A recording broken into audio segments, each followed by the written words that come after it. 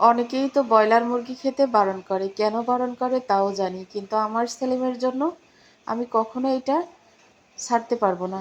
এখন চিন্তা করতেছি কিনে খেতে হলে মাসে 4-5টা মুরগি লাগে, তো এক একটা মুরগি থাকে 7 কেজি 6 কেজি, সর্বোচ্চ ছোট যদি থাকে 4 কেজি।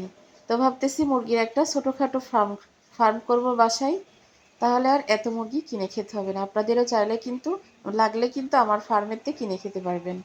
বেশি দিন না, আর অল্প দিনের ভিতরেই চিন্তা ভাবনা করতেছি বাসায় একটা ফার্ম করব, কারণ আমাদের বাসায় তো মানে অনেক জায়গা, আমাদের বাসাটাই শুধু 3 বিঘা নিয়ে কিন্তু আমাদের বাসাটা, তা সেইখানে কিন্তু ফার্ম করা কোনো ব্যাপার না। অনেকে জায়গার জন্য করতে পারে না, ইচ্ছা থাকলেও। আর আমার জায়গা আছে কিন্তু আমি করি না, তবে চিন্তা করতেছি যে একটা ফার্ম করব।